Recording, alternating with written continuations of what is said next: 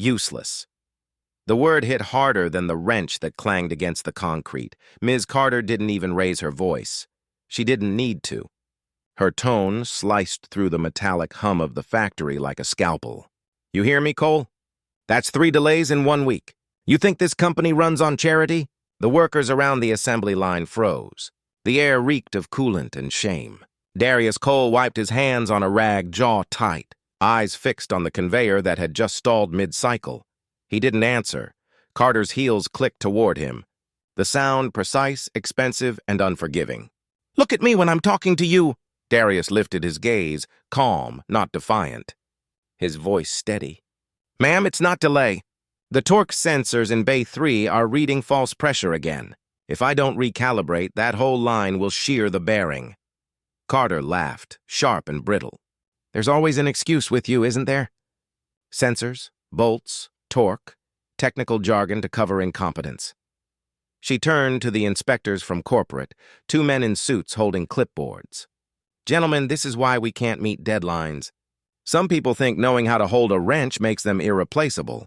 Phones came out, subtle but visible.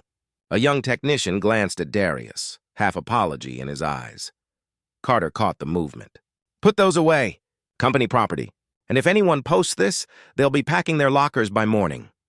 Darius exhaled slowly, controlling the tremor in his hands. I'm not making excuses, ma'am. I logged the fault report yesterday. Maintenance order 47-2, filed under critical equipment risk. Risk? She repeated, mocking the word.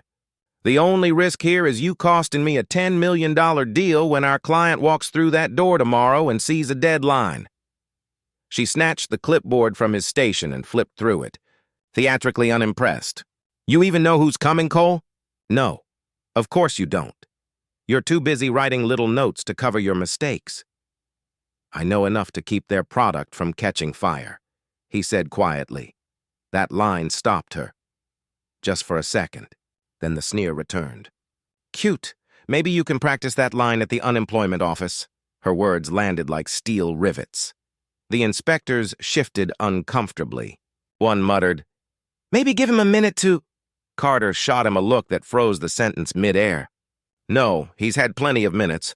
If this line isn't running by 5 p.m., he's gone. I don't care how many reports he files.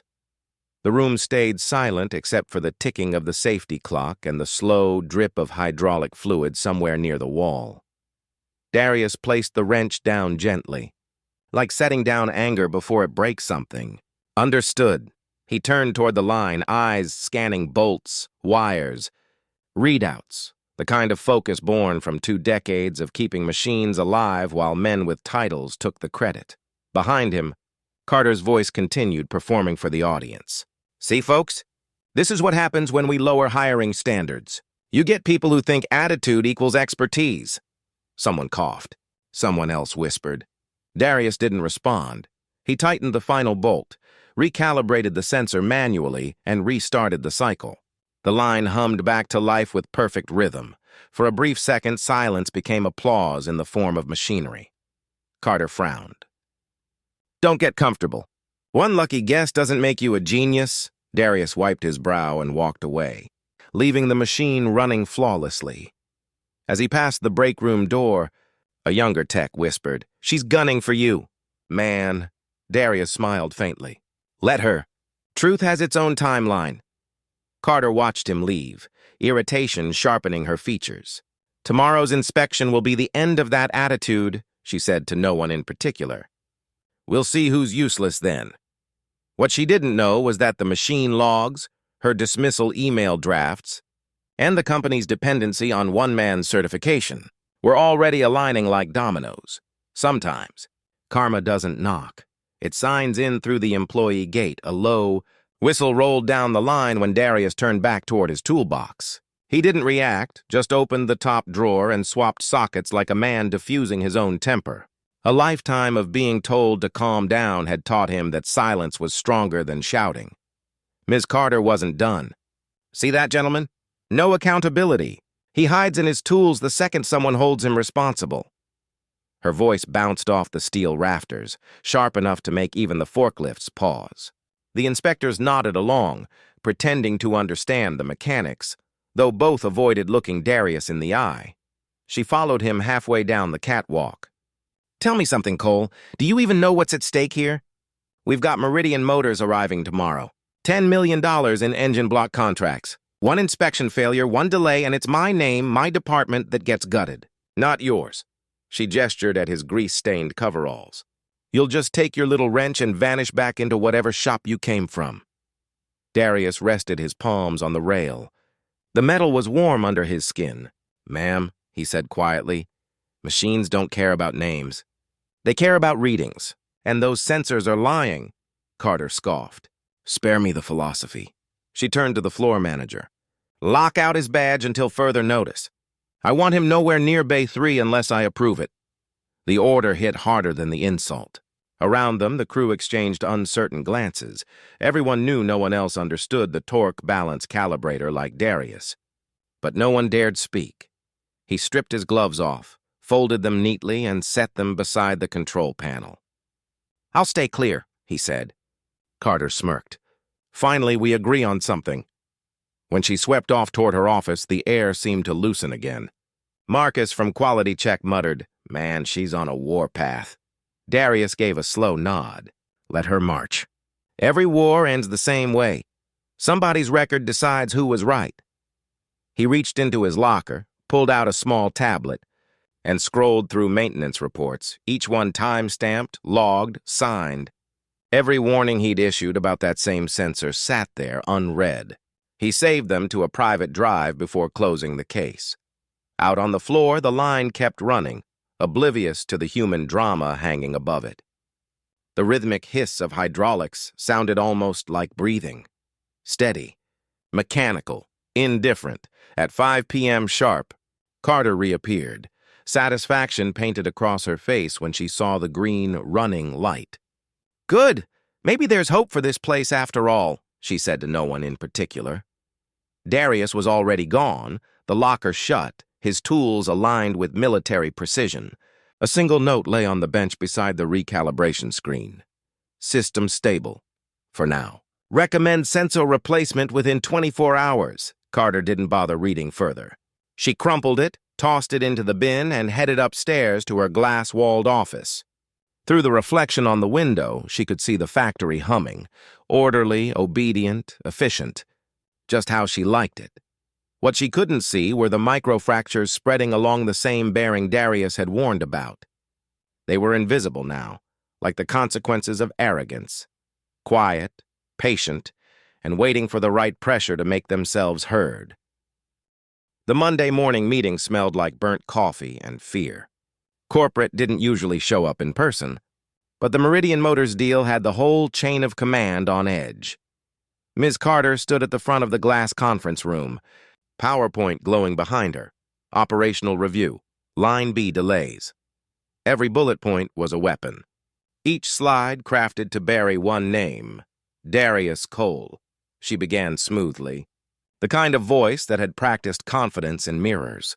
"Gentlemen, as you're aware, Friday's stall on Bay 3 was due to procedural negligence from one of our line mechanics. We've since addressed it, but it's part of a pattern I've been flagging for months." Click. Next slide. Employee performance deviations. The regional VP leaned forward. "Negligence? Was it equipment failure or human error?" Carter smiled, diplomatic, rehearsed. "Officially equipment. Unofficially, failure to follow maintenance protocol." The technician in question ignored direct instructions. She didn't mention that the instructions were hers. To restart a line he'd warned was unsafe. At the far end of the table, HR manager Sonia Reed typed notes. Her expression neutral, but her fingers paused on the words, "pattern of insubordination." Carter clicked again. A photo of the torque balance sensor filled the screen, red warning overlay. "This component has caused 3 stoppages this quarter." Each time, the same individual reported issues, but failed to resolve them in the allotted window. "We can't afford another hiccup, especially with Meridian's audit tomorrow." The VP nodded gravely. "And your solution?" "Reassign him to night shift. Limit his access to high-priority equipment until we can retrain him properly." Her tone made retrain sound like exile. No one questioned it. That was the genius of her performance. She'd dressed blame in the language of efficiency. Outside the conference room, through the glass, Darius could be seen kneeling beside a compressor, calibrating with the patience of a surgeon. He didn't know his name was being rewritten upstairs. By noon, the memo was out, effective immediately. Technician Darius Cole is relieved from Bay 3 operations pending procedural review. Within minutes, whispers spread across the plant. He got suspended? Man, but he fixed that thing. Carter's version traveled faster than truth. It always did. Down on the floor, Darius read the notice on the bulletin board without blinking. He folded it once, tucked it in his pocket, and went back to work on a non-critical pump. When Marcus from QC approached, voice low, "You gonna fight it?" Darius only said, "Not today." He had already learned, arguments fade, evidence stays. That evening, long after the supervisors left, Darius remained in the maintenance bay. The hum of idle machines was almost comforting. He opened the digital maintenance log on his tablet. Every entry time-stamped, signed, backed up to the company server. Friday's entry gleamed in bold, critical sensor deviation, repair completed, recommend replacement within 24 hours. He took screenshots, stored them on an encrypted drive. He didn't need revenge. He needed receipts. He glanced up at the security camera above the catwalk. Its red light blinked lazily. Carter might control the story, but the system recorded its own version of events, one frame at a time. Meanwhile, upstairs, Carter was on a call with the VP. "Yes, sir. The inspection's tomorrow at 9? The line's stable now. I'll have our best techs on standby, minus the problematic one." She paused, then laughed lightly. "Oh, don't worry. He won't be anywhere near the client tour." She hung up and stared at her reflection in the dark window, the city lights slicing through her image like invisible cracks. 10 million, she whispered. "No one's ruining this for me." Morning came crisp and sterile. Banners welcoming Meridian Motors fluttered over the entrance. Polished floors, gleaming helmets, smiles rehearsed. Every employee had been told, "Do not mention Friday. Do not mention Cole." Darius arrived anyway. He wasn't on the schedule, but policy required maintenance presence during any client visit. His access card still worked. Oversight, maybe fate. When Carter saw him, her jaw tightened. "You're not assigned today." "I'm required under Section 7B for operational safety," he replied calmly. "Clause says a certified engineer must be present when machinery runs under external audit." Her smile froze. "Fine. Stand in the corner and keep your mouth shut." The Meridian delegation arrived. 3 executives in tailored suits, followed by a translator and a safety consultant. Cameras clicked. Carter launched into her tour, voice crisp. "This facility maintains 98% uptime. We pride ourselves on predictive maintenance and rapid response." As if on cue, the conveyor behind her gave a metallic cough, a groan, then silence. Everyone turned. Carter's eyes widened. "Someone restart the line!" A junior tech fumbled with controls. The sensor board blinked red. Torque failure, line halted, risk level critical. The VP whispered harshly, "Carter, what's happening?" She forced a smile. "Just a glitch.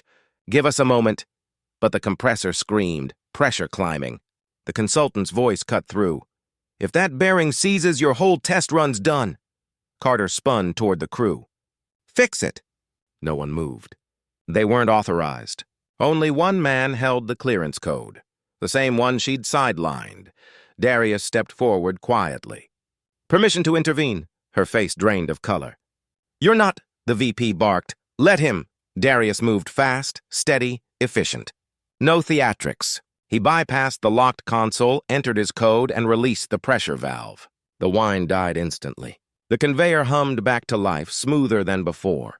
5 minutes. That's all it took. The consultant checked the gauges. Stable. Perfect calibration. One of the Meridian execs smiled. "Impressive recovery time." Carter tried to speak, but her voice cracked. Darius just nodded to the VP.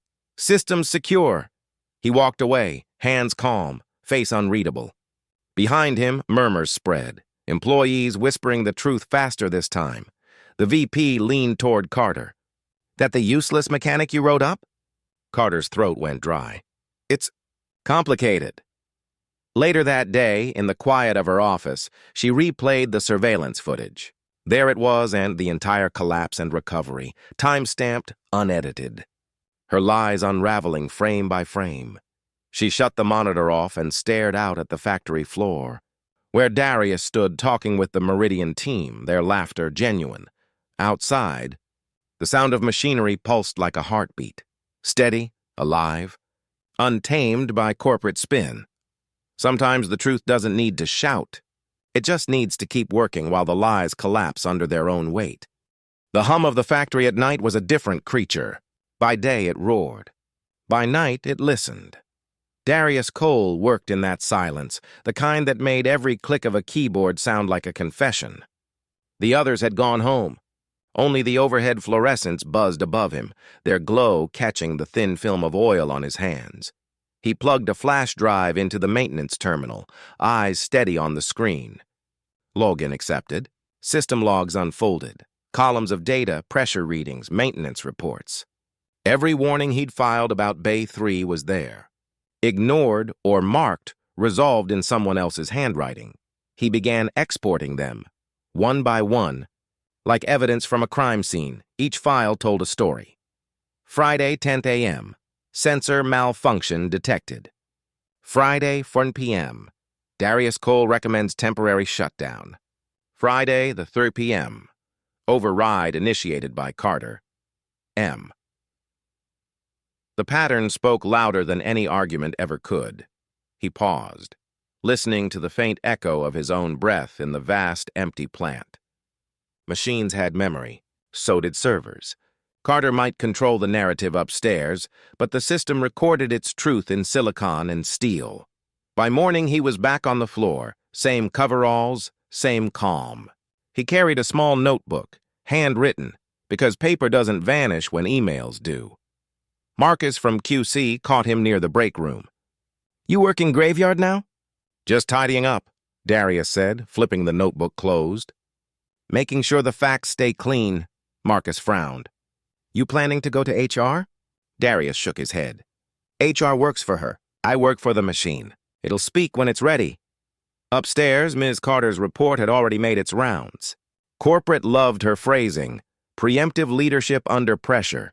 The VP sent back a line of praise. "Keep that mechanic contained until audit concludes. Containment." She liked that word.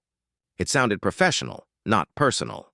That afternoon, a quiet ally emerged. Sonia Reed from HR stopped by Darius's station under the pretense of checking safety forms. Her voice dropped as soon as they were alone. "I saw the footage," she whispered. "Security camera from Bay 3, you weren't lying." Darius looked up. "You have access?" "I'm the compliance officer, remember? It's my job to review incident recordings. The one from Friday was flagged for deletion." "By who?" Sonia hesitated. "Guess." He nodded slowly. "Can you back it up?" "Already done," she said. Copied to the cloud under encrypted archive. "Only I have the key." He exhaled through his nose, a sound more gratitude than relief. "Keep it safe?" "I will." "But Darius, you need to be careful. She's got friends upstairs." He smiled faintly. "So do I. They just run on electricity." That evening he returned to his station and opened the console again. He uploaded a diagnostic simulation, one that mirrored the system failure Carter had caused. The screen rendered a graph: torque spike, heat increase, auto shutdown sequence. He overlaid Carter's override command and watched the red line surge past the safety limit. The machine should have locked down. Instead, it obeyed her code. He printed the graph. One page, no commentary. The data spoke for itself. The next day, whispers spread. HR had reopened the case. Carter felt it immediately, the shift in the air when she walked the floor. People still obeyed, but their eyes lingered too long. Respect built on fear always cracks first. She stormed into the control room. "Who's been leaking internal logs?" Silence. "Don't play dumb. Someone's feeding information to HR." Darius didn't even turn. "Maybe the system's just telling the truth, ma'am." Her jaw clenched. "Watch your tone." "I am." The line was simple, polite, lethal. She left before she said something that would end her career faster than he could fix a motor. Later that week, Sonia called him into her office. The door closed with a soft thud, soundproof glass, clean white walls, no cameras. She slid a folder across the desk. "These are copies of your maintenance logs, your reports, and Carter's overrides. I also pulled the server metadata. Her entries were added manually after your shift ended." "So she falsified them?" "Yes, but we need proof she knew what she was doing." Darius leaned back, thinking. "She'll show it herself." Pride always logs in eventually. That night, the trap was simple. He set an automated system check at 10 p.m., a decoy fault alert on Bay 3 that only Carter's credentials could access. He waited in the dark from the far end of the floor, hidden behind stacked crates. At exactly 10:02 p.m., the console screen lit up. Override, Carter. He watched from the reflection of a chrome pipe as she appeared, tapping fast, frustration etched on her face. She canceled the alert, deleted the log, and left. What she didn't know was that the backup system, installed 3 years earlier after a cybersecurity audit, recorded every keystroke to a mirrored drive. Morning. HR summoned him again. Sonia's smile was tired but triumphant. She fell for it. IT confirmed her override last night. "You've got everything you need." Darius didn't gloat. He simply nodded. "Send it to compliance. Don't tell me when, just let it happen." By noon, Carter received a call from corporate counsel. "Ms. Carter, we're conducting a routine review of maintenance access logs. We'll need your cooperation." Her stomach dropped. Of course. The review team flew in that afternoon. 3 auditors, calm and polite in that dangerous way bureaucrats can be. They asked simple questions. When did you first notice the Bay 3 fault? Who authorized the override? Why were the incident files manually edited? She had answers for all of them, rehearsed, polished, until they produced the backup keystroke report. The page showed her login, her exact actions, her deletions. Silence. The lead auditor closed the folder. "We'll continue this discussion after the inspection tomorrow." Her pulse hammered. She needed that deal to survive. Meanwhile, Darius went about his shift like nothing had happened. He checked gauges, tightened bolts, and smiled when Marcus said, "Heard the suits are snooping around." "Let them," he said. "Machines don't lie." That night, he sat in his truck outside the plant. Through the windshield, he could see the glow from the factory windows. Somewhere inside, Carter was probably rewriting another email, another excuse. He didn't hate her. Hate was noisy. He preferred silence, the kind that waits until truth echoes loud enough for everyone to hear. He opened his phone and watched the graphs he'd sent to HR sync to cloud backup. The upload bar inched forward, slow but steady. Progress always is. The next morning, corporate arrived again, this time with the Meridian delegation and the press team. Darius wasn't supposed to be there, but policy required certified presence during demonstration. As cameras rolled, Carter tried to smile. Today, you'll see the precision that defines auto tech manufacturing. Behind her, Darius stood by the control panel, clipboard in hand, calm, silent. He had already checked the bearings, adjusted the sensors, and sealed every weakness.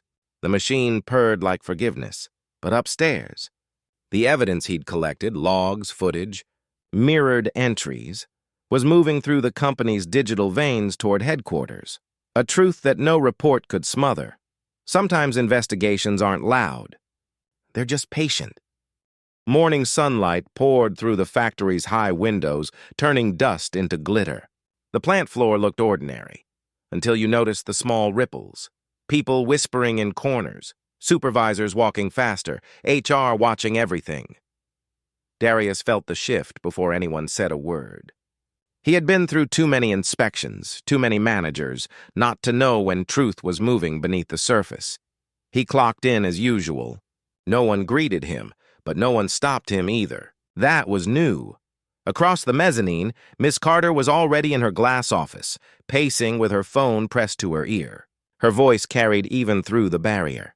"I don't care what the audit says, I delivered the deal. We're not losing Meridian over some mechanic's ego." Down below, Darius adjusted a valve, pretending not to hear. The line hummed perfectly because of him. Every gauge gleamed in the green. At 9 sharp, 2 black sedans pulled up outside the loading dock. Not just auditors this time. Corporate compliance, legal counsel, and the regional operations director himself, Vincent Rayner. The same Vincent whose signature hung beside Carter's on every safety certification in the plant. Carter straightened her jacket, smoothing invisible wrinkles. "Gentlemen," she greeted, voice sweet with strain. "Welcome back. If this is about the routine review, I have everything prepared." Vincent didn't shake her hand. "It's not routine anymore." They followed her upstairs. From the floor, Darius could see their silhouettes moving behind the glass, like puppets behind a frosted screen. Minutes later, Sonia from HR appeared at the railing, meeting Darius's eyes. One short nod. That was all. The fuse was lit. Inside the conference room, Vincent placed a slim black folder on the table. "Miss Carter, I'm sure you know what this is." Her smile wavered. "If this is about those falsified logs, I already explained it's about Bay 3, he interrupted. "And about Mr. Cole." She froze. "He's a line mechanic. Why are we talking about him?" Vincent opened the folder. Inside were printouts of the mirrored keystroke logs, the deleted footage Sonia had saved, and the maintenance reports Darius had signed. Because he's the reason Meridian's production line didn't implode last week, and because he's not just a mechanic. "What do you mean?" "Cole's file was incomplete in your HR system. He's a certified Level 3 mechanical systems engineer, highest credential in the state, and you removed the only person legally authorized to run that machinery during inspection." Silence. Carter tried to recover. "That can't be right. He never mentioned—" Vincent's brow lifted. "You never asked." Downstairs, word spread faster than heat. "Did you hear? Darius got credentials above half the managers. Wait, engineer? For real? Man, no wonder he never argues. He doesn't have to." Darius kept working, tightening bolts with steady hands. He didn't need to hear every whisper. The tone had already changed. Respect sounded different when it wasn't laced with pity. Back in the meeting, the evidence kept stacking. Vincent slid another page across the table. Audit found that every override you performed bypassed federal safety compliance, Section 12B of the Industrial Operations Code. Cole logged warnings. "You deleted them." Carter's throat clicked. "You're saying I'm saying you jeopardized a $10 million deal and 120 jobs, and you called the man who saved it useless." Her reflection in the glass looked smaller now, cornered by her own perfection. At noon, the Meridian delegation returned for the final signing. Cameras, press, the company's banner stretched across the entrance. Everything had to look celebratory. Vincent stepped out of the elevator beside Darius. "You'll stay close," he said quietly. "If anything goes wrong, you take lead." "Yes, sir." Carter heard it, froze mid-stride. "Excuse me?" "He takes lead?" "He's maintenance." Vincent turned, voice mild but final. "He's also the acting systems lead until further notice. HR processed it this morning." Her lips parted, but no sound came out. The presentation began. Flashbulbs popped. Carter read the prepared statement, her voice brittle around the edges. "Autotech is proud to demonstrate operational excellence." A low alarm cut her off. "Not danger, just a calibration notice." Every head turned instinctively to Darius. He walked to the panel, entered his code, and silenced it. 5 seconds. Smooth. Carter's microphone hissed in the pause. The crowd chuckled softly, tension easing into admiration. Vincent leaned toward her. "That's what competence sounds like." After the signing, Carter cornered Darius near the storage bay. Her voice was sharp, hushed. "You set me up." He shook his head. "You set yourself up. I just fixed it. You think this makes you a hero?" "No, ma'am. Just accountable." She stepped closer, eyes narrowing. "You embarrassed me in front of corporate, in front of Meridian. Do you have any idea what that does to my career?" He met her gaze evenly. "Maybe now you know what your words do to people." For a moment, she almost said sorry. The shape of it hovered on her lips, but pride killed it before it formed. She turned away, heels clicking like gunfire. That night, the plant buzzed with new energy. People lingered longer, talking softer, almost reverently. The man they'd watched take orders all year was now the one rewriting them. Marcus found him by the vending machine. "So what happens now? You running the place?" Darius smiled. "Machines first. Politics later." Sonia joined them, a folder in her hands. "Vincent's sending everything to the ethics board. They're citing her for falsification and hostile conduct." Darius took the folder, flipped it open. "She'll fight it. She can try. The audit's airtight. You built it that way." He looked at her, grateful. "You didn't have to back me," Sonia shrugged. "Didn't back you. Back the truth. Midnight." The factory again slept, but tonight it sounded different. Alive, clean. Darius walked the line, hand brushing the humming steel. Machines never lied. They just broke when ignored. He paused by the torque balance sensor, the same one that had started it all. Its green light blinked steady now, perfect calibration. He placed a hand over it, like thanking an old friend that survived the storm. Behind him, Marcus called from the catwalk. "You heading out?" "Soon," Darius said.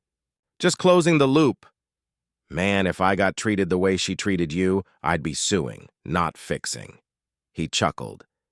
"That's the thing about machines. You can't fix pride with a wrench." Next morning, an internal memo hit every employee inbox. From Vincent Rayner. Subject, interim reassignments and acknowledgments. Effective immediately. Darius Cole will serve as acting systems supervisor for Line B operations. His technical expertise prevented a catastrophic failure and preserved our partnership with Meridian Motors. S. Carter will transition to administrative leave pending review.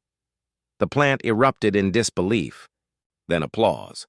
Not loud applause, emails, messages, pats on the shoulder, quiet grins. Carter's office door stayed shut all day. In the afternoon, Darius was summoned upstairs for a short meeting. The HR boardroom looked less hostile now. Vincent was waiting, suit jacket off, sleeves rolled. "Mr. Cole," he began, "I read your personnel file twice. Why didn't you ever mention your degree?" Darius hesitated. "Didn't think paper mattered if I could prove it in steel." Vincent smiled. "That attitude saved us $10 million. He slid a document across the table. "This is your official reinstatement and promotion. With back pay." Darius didn't reach for it immediately. "If this is about replacing Carter, I'm not interested in revenge." "It's not revenge. It's restoration." He signed quietly. When he left the office, the hallway seemed brighter. Workers greeted him now, not out of fear but respect. He caught a glimpse of himself in the reflection of the safety glass. Same coveralls, same calm. Only the posture had changed. Lighter, taller, unburdened. Across the parking lot, Miss Carter stood by her car, staring at the memo on her phone. Her face was unreadable, shock mixed with something close to understanding. When she looked up, Darius was walking toward his truck. For a moment, their eyes met across the sunlight. She raised a hand halfway as if to wave or apologize. He nodded once, polite, and kept walking. Some lessons arrive quieter than apologies. That evening, as the sun dropped behind the smokestacks, Darius's phone buzzed. A message from Vincent. "Meridian's CEO wants to meet you personally tomorrow. They've requested your presence at the deal handoff. Bring your toolkit. They want to see the man who fixed what pride broke." He smiled. 5 minutes of work had saved $10 million, but the real repair had taken years of patience. He looked around the silent plant one last time, the golden light catching in the machinery, each surface reflecting a little truth back at him. Sometimes dignity isn't loud. It's the sound of everything running right, after everyone else has run out of excuses. The factory had grown quieter in the days since the press conference, but upstairs the hum of servers, printers, and nervous voices never stopped. Autotech's glass headquarters looked the same, modern, sterile, sure of itself. But beneath the polish, people moved like they were walking on cracked ice. Every click of a mouse could open a door no one wanted open. And in the middle of it all, Darius Cole sat in the compliance lab surrounded by screens. Rows of spreadsheets, archived messages, and digital evidence stacked higher than the machines he once repaired. He wasn't fixing metal anymore. He was fixing history. Mara Lowe from the Industrial Ethics Division was there again, crisp gray suit, not a wrinkle out of place. "Mr. Cole," she said softly, "your case started a domino effect. We've pulled data from 12 other facilities. The same signature repeats across each. Manual overrides, erased logs, falsified reports." She tapped her stylus against the tablet. The screen lit with maps, color-coded in red and amber.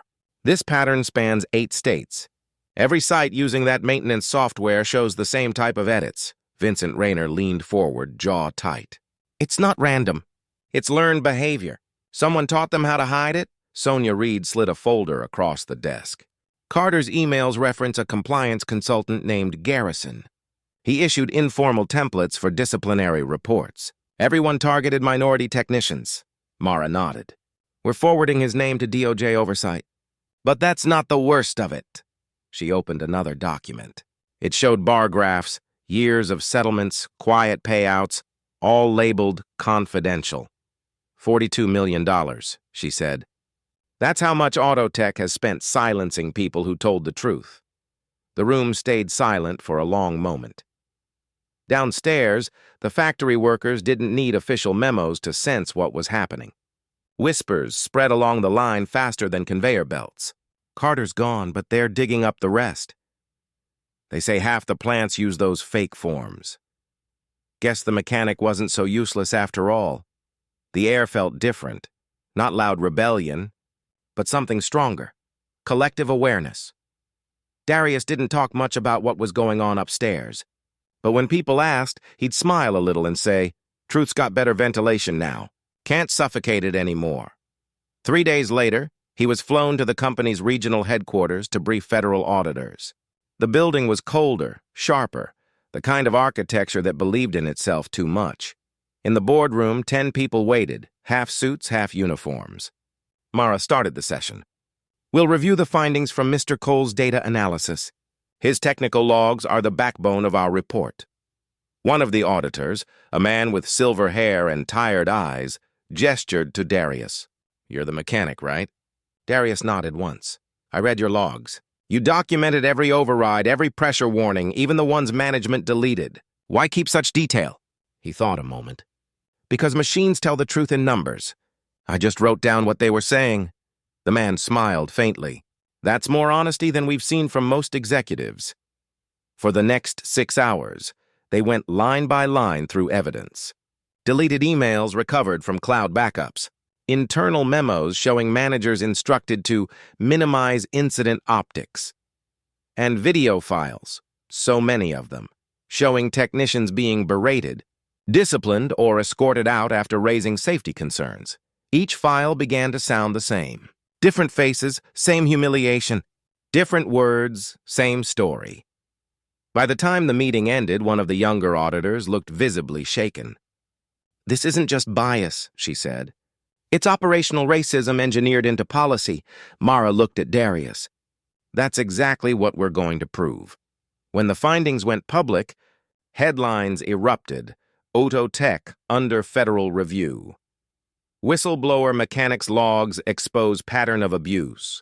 TV anchors said his name with awe. Talk show panels debated whether he was a hero or a lucky accident. But inside the plant, the only title that mattered was the one he'd earned back.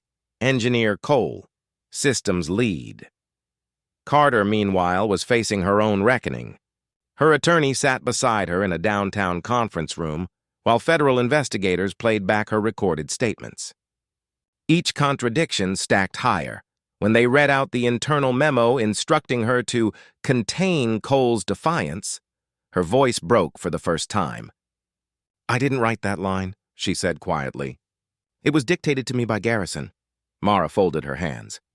"Then why sign it?" Carter looked down. "Because I thought loyalty meant silence."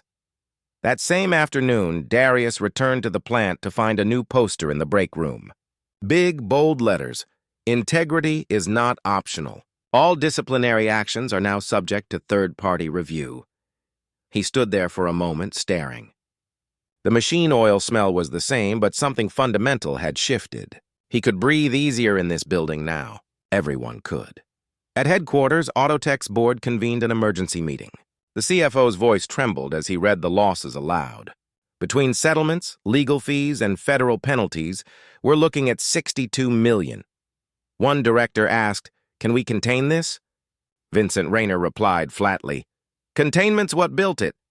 He turned to Darius, who sat at the end of the table in his work shirt, an alien sight among the tailored suits. "You spent years documenting what the rest of us refused to see. Tell us what happens next." Darius leaned forward. "Next you rebuild. Not your brand, your conscience." No one spoke after that. The next morning, internal communications went live. Every employee received a memo from the CEO herself. To every technician, engineer, and worker who's been ignored, we're listening now. We failed to protect you. That ends today. Attached was a video, a short interview clip from Darius's press conference. His voice, calm and grounded. Machines break when ignored. People too. The message went viral within hours. Weeks passed. Audits expanded. Garrison resigned for personal reasons. 4 other regional directors followed. Federal prosecutors announced an open case file on falsified safety documents and retaliatory conduct. Autotech didn't fight the charges this time. They cooperated, fully and publicly, and for once, no one edited the reports. Carter, stripped of her position, asked for a private meeting with Darius before the ethics board's final ruling. He agreed. They met in the same conference room where she had once humiliated him. No cameras. No audience. She spoke first. "You could have ruined me completely. Why didn't you?"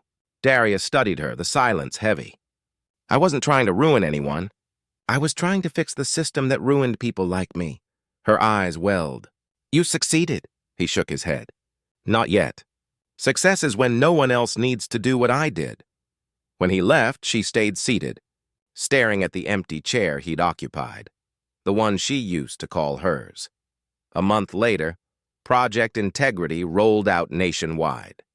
Autotech became a test case for federal industrial reform. New policies banned managerial overrides without audit keys, created anonymous complaint chains, and required real-time data backups, and every new engineer learned the story, not as legend, but as curriculum.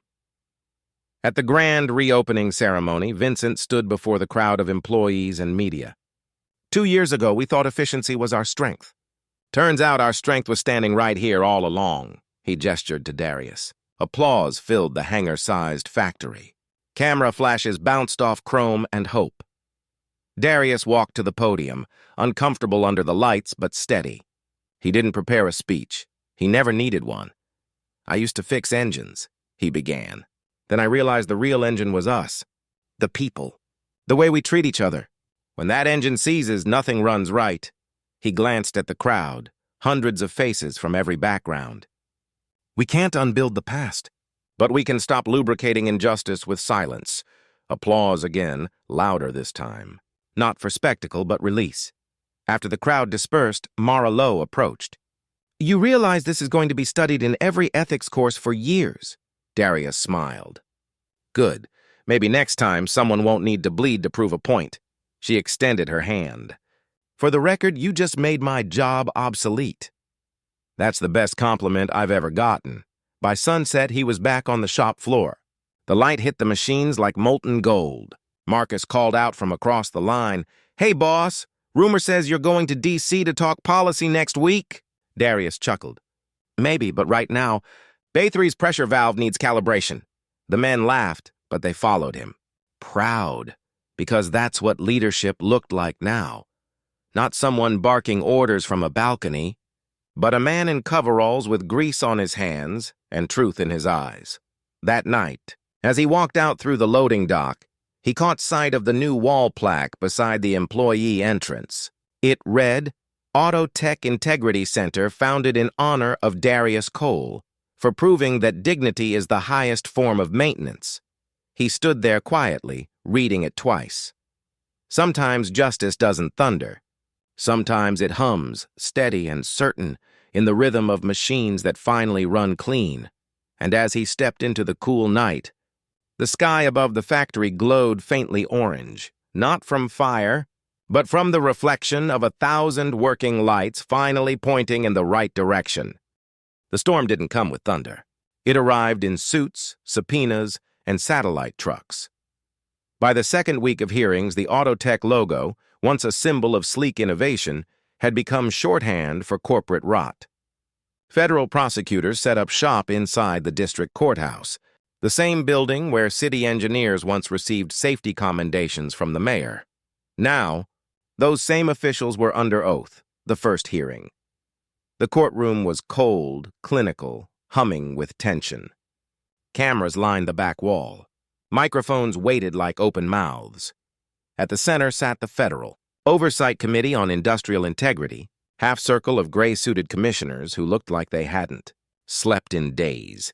At one table, Vincent Rayner, flanked by corporate counsel, shuffled through the mountain of exhibits, falsified safety logs, deleted emails, forged signatures. At the other, Mara Lowe and her DOJ team, calm, surgical, prepared. Darius Cole sat quietly in the second row. He wasn't a witness today, he was evidence. The chairwoman opened the session. Case number 447B, Autotech versus United States. We are here to determine accountability for falsified compliance records, systemic discrimination, and endangerment of personnel. The first name called Margaret Carter. She rose. Pale under the fluorescent lights, her once impenetrable poise cracked at the edges. Ms. Carter, Mara began, you authorized the removal of maintenance logs and approved disciplinary reports without review. Why? I was following direction from upper management, Carter said quietly. Which management? She hesitated. The silence stretched. Regional Director Garrison West. Mara tapped the folder in front of her. We have his deposition. He says he was following your lead. Carter blinked hard. Then we were both following the system that rewarded cover-ups. The evidence wall. The monitors flickered to life behind Mara. Dozens of screens. Each showed a different incident file, footage from factories across the country. Voices echoed through the room. You people need to learn your place. Delete the warning log and move on. If they complain, write them up for insubordination. Gasps rippled through the audience. Each timestamp and user ID glowed in red. Every voice traced back to a manager who once signed off as exemplary leadership. Mara turned to the commission. These aren't isolated abuses. They form a pattern of language, tone, and timing that matches disciplinary records across 8 facilities. This is not coincidence. This is policy by neglect. Vincent didn't defend himself. He didn't need to.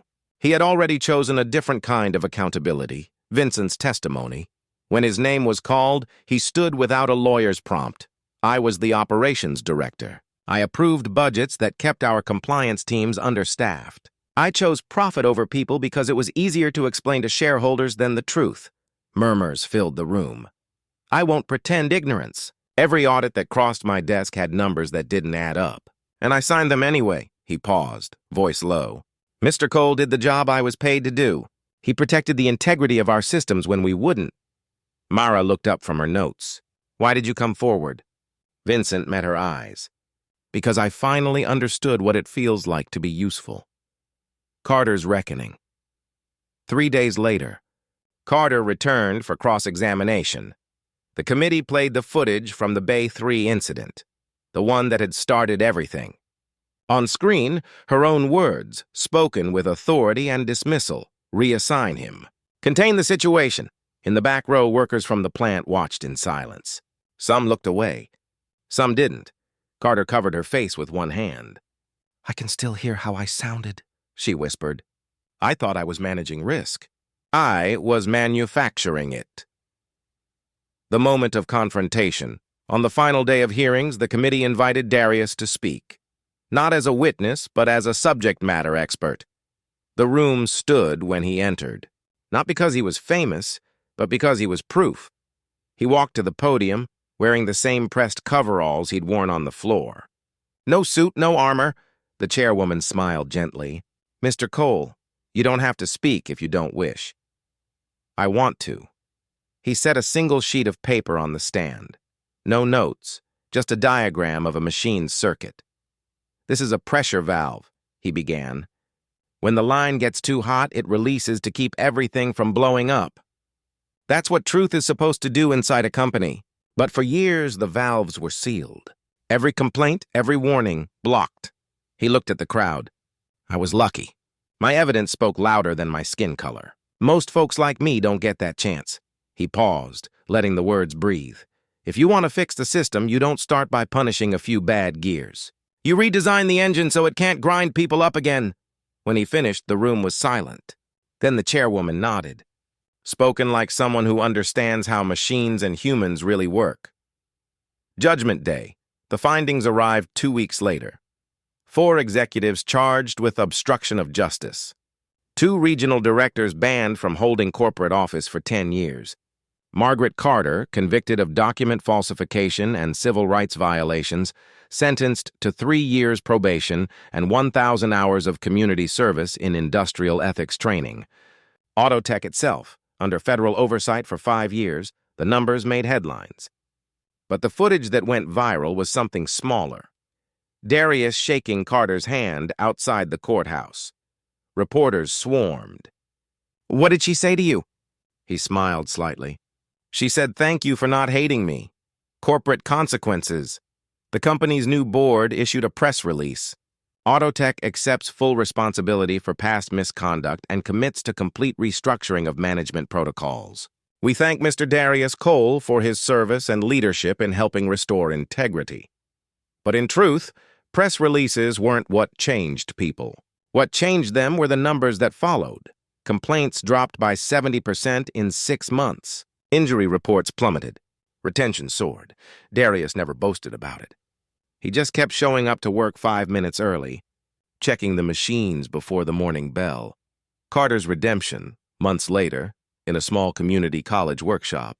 A guest speaker walked in wearing a plain gray suit and a humble smile. "Ms. Carter," the moderator announced. "Former Autotech manager, now teaching corporate ethics," students whispered. She began with no slides, no notes. "I used to think authority meant being the loudest voice in the room. Now I know it means listening to the quietest." In the front row sat a young mechanic in a blue uniform.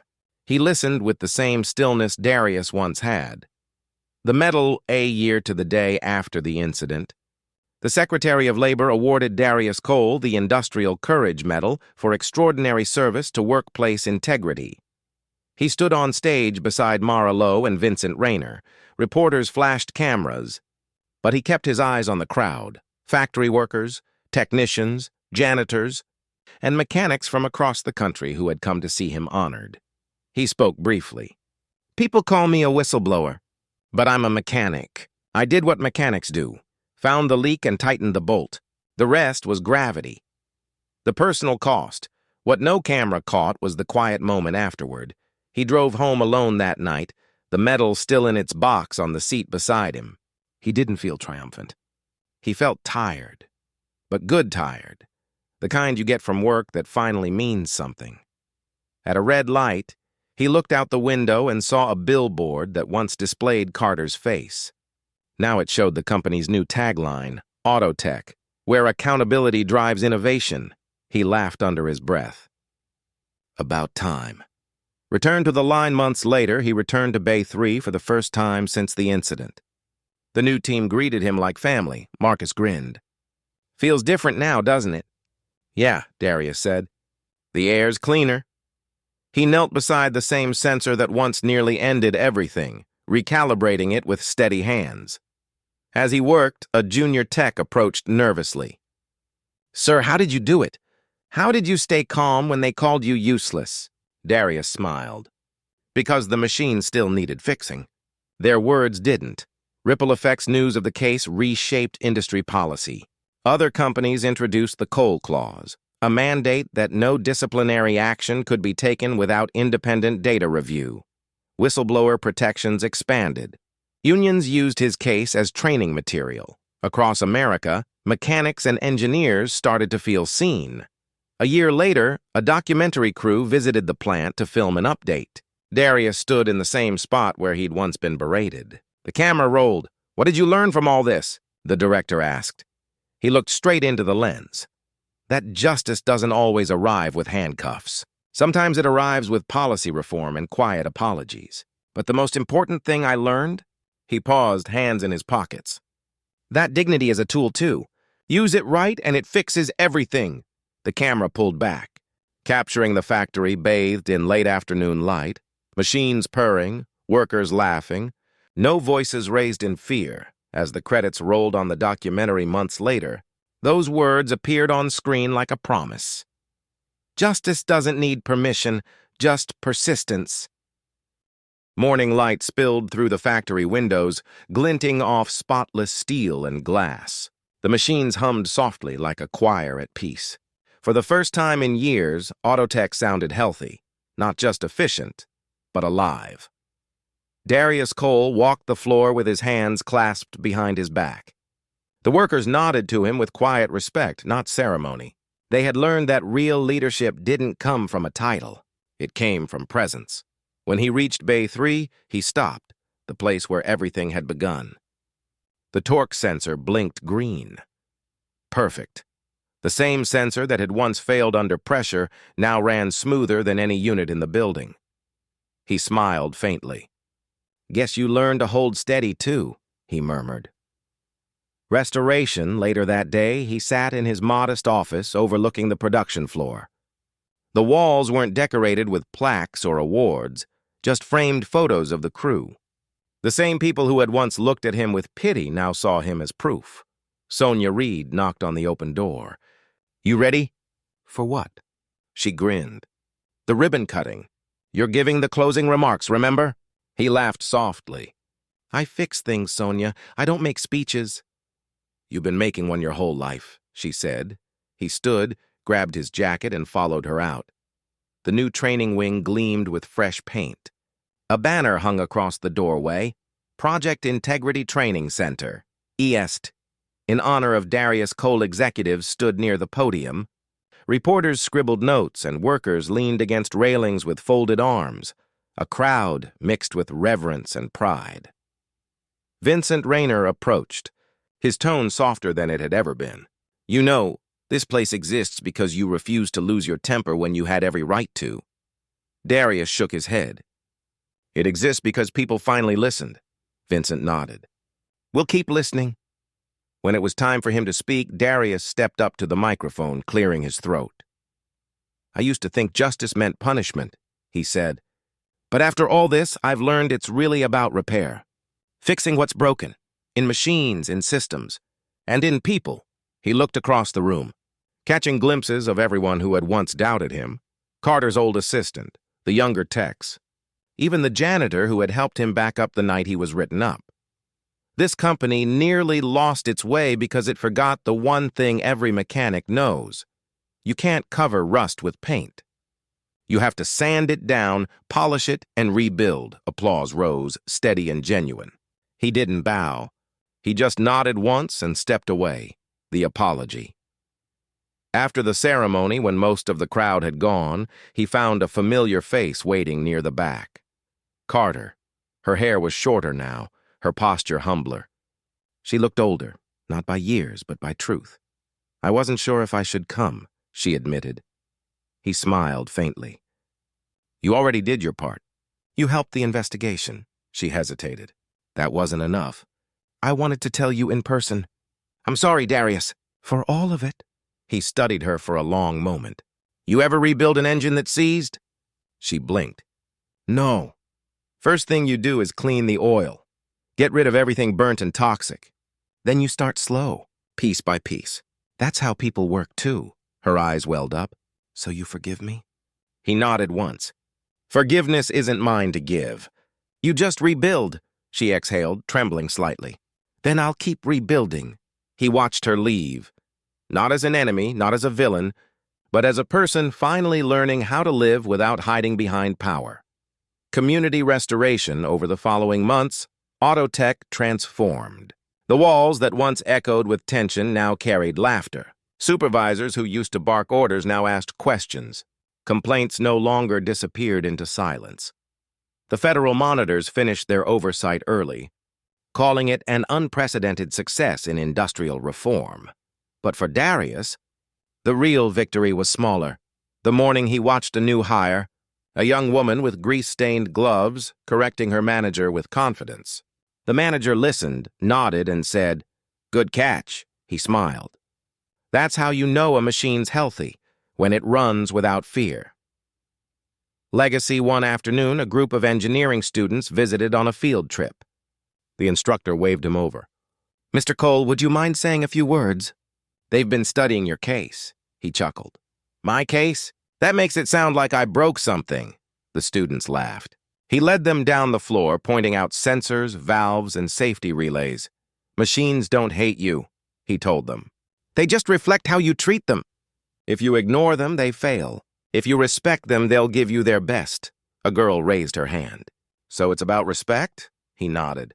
"Always." Later, as they left, one student whispered, "He talks like a philosopher." "Not a mechanic," Darius overheard, smiled, and thought, maybe both can fix things. Private peace, at home, his life had finally slowed. He sat on his porch at dusk, a mug of coffee cooling in his hands. His son Malik, now grown and working as an aerospace engineer, visited every Sunday. "You ever think about retiring?" Malik asked one evening. Darius laughed. "Retire? I just learned how to do the job right." "You built more than a career, Dad," Malik said quietly. "You built a compass. For everyone." The older man looked out toward the horizon, where the fading sun turned the sky copper. "Then I guess I did something right." A call from Washington a few weeks later. A letter arrived from the Department of Labor. Inside was a formal invitation.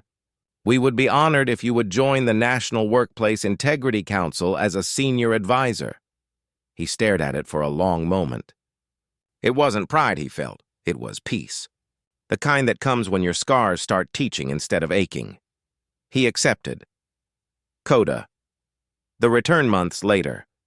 During his final week at Autotech, the workers gathered for one last shift under his supervision. Marcus clapped him on the back. "You really leaving us, boss?" "Not leaving," Darius said. "Just widening the map." He looked around the floor. The hum of the machines, the rhythm of people moving with purpose, the easy banter that once was fear. "You all don't need me anymore," he said softly. "And that's how I know we fixed it." He walked out through the massive doors, the sound of steady machinery following him like applause. Outside, the air smelled clean, rain just beginning to fall. He paused at the edge of the parking lot, turning once to look at the building. The sign above the main entrance now read, "Autotech Integrity Center, built by hands that never stopped working." He smiled and whispered, "Still running smooth." Then he climbed into his truck and drove off, toward whatever came next, toward quieter kinds of justice that didn't need headlines to matter. Because sometimes restoration isn't about being remembered. It's about leaving things better than you found them, and trusting they'll keep running long after you're gone. The world never truly stands still, not even after justice. It shifts, subtly, steadily, like a machine finding a smoother gear. Months after Darius Cole left Autotech, his story had already traveled farther than any of them expected. It wasn't trending anymore.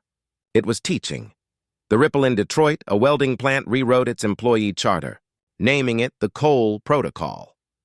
In Atlanta, a university engineering class used his case study in their ethics and automation course. And in dozens of break rooms across the country, factory workers passed around photocopies of one line from his hearing. "You can't cover rust with paint." That sentence became scripture in places that had forgotten how to listen. Darius never saw most of it firsthand. He wasn't chasing fame. He was back to doing what he'd always done best, fixing what others ignored. He lived quietly in St. Louis now, volunteering 3 days a week at a youth technical center called Build Right. The place smelled of solder, rubber, and ambition. "Mr. Cole?" one of the kids asked one afternoon, eyes wide beneath a smudge of grease. "Is it true you got a whole company to change because they called you useless?" He smiled. "Not exactly. They called me useless, and I showed them a system that didn't work without me." The class laughed. But later, when the bell rang, 2 of the older students stayed behind. One of them, a shy 17-year-old girl named Imani, said quietly, "My mom got fired for speaking up at her job. They said she was disruptive. She still hasn't found work." Darius looked her in the eye. "Then you learn everything you can here, so when you walk into your first job, you'll know how to build something they can't ignore, and maybe, someday, fix what broke her." She nodded, eyes fierce. The torch had already passed without ceremony. 6 months later, a letter arrived from Washington again. The president was forming a national task force on workplace equity and automation, and they wanted Darius as senior advisor. He read the invitation twice, then called Sonia. "They really want me in D.C.?" he asked. She laughed through the phone. "They need someone who speaks human in a room full of machines." He agreed to go, part-time, from home. He didn't trade in his toolbox for a suit. He just carried both. In the hearings that followed, when senators asked about corporate accountability metrics, he talked instead about dignity budgets, funds every company should reserve for education, listening sessions, and ethics training. The term caught on. Within a year, it was law. Carter's redemption, Margaret Carter never returned to management. She didn't want to. She spent her probation teaching at trade schools, telling her story bluntly. Once, during a panel, someone asked if she resented Darius. She answered without hesitation, "He saved me from the worst version of myself." When word reached him, Darius didn't gloat. He simply smiled. People could change. Sometimes it just took the right mirror. A visit on. The first anniversary of his departure, Autotech invited him back, not for publicity, but gratitude. The employees had built a small garden behind the factory, where a single plaque stood among wildflowers. It read, "In honor of Darius Cole," proof that silence breaks machines faster than truth ever could. He walked the path quietly. Marcus was still there, grinning. "Feels strange without you, boss." "Good," Darius said. "Means it's running fine." He knelt to touch the metal of a nearby machine, warm from the sun. "Keep her honest," he said softly. Legacy in motion back home. The mailbox overflowed with letters. One from a mechanic in Ohio who said, "Because of you, they reopened my case." Another from a single mother in Texas, "I showed your story to my son." He joined trade school. He read everyone. He didn't always reply, but he saved them, neatly stacked in a shoebox labeled receipts. Quiet evenings, life slowed again. He cooked more, read more. Sometimes Malik, his son, would call from his aerospace job. "Dad," he said one night, "they made me compliance lead on a project. I used your phrase, 'follow the smoke, not the blame.'" Everyone loved it. Darius laughed. "Guess wisdom's contagious." "Yeah," Malik said softly. "So is courage." The last fix one late afternoon, while repairing an old lawnmower for a neighbor, he paused to wipe his hands and looked out across the street. Children were playing, their laughter mixing with the buzz of cicadas. He thought about the long road from that first humiliation, how anger had turned to purpose and purpose to reform. He tightened the last bolt, stood, and whispered to himself, "Machines, people, nations, they all need maintenance." The voice to the viewer. And if you're hearing this now, if you've stayed through every quiet moment, every repair, every revelation, then maybe this story isn't just about him. Maybe it's about you. Maybe you've been overlooked. Maybe someone once told you that your work, your voice, or your presence didn't matter. But remember this, power built on disrespect always collapses under its own weight. Dignity, once reclaimed, doesn't need revenge. It rebuilds the world instead. So if you ever find yourself standing in front of someone trying to make you feel small, take a breath. Keep your calm. Keep your proof. Because truth, when you carry it quietly, travels farther than anger ever could. The closing frame, the documentary about his story, ends with no music, just the sound of a working factory, steady and proud. The narrator's voice fades in. He wasn't a hero. He was a mechanic who remembered that every system, even justice, runs better when you maintain it. The camera pans upward, catching the reflection of sunlight on the machines he once saved. Cut to black. White text fades in over the silence. Share if dignity should never need permission. Stand tall. Fix what breaks. Leave it better than you found it.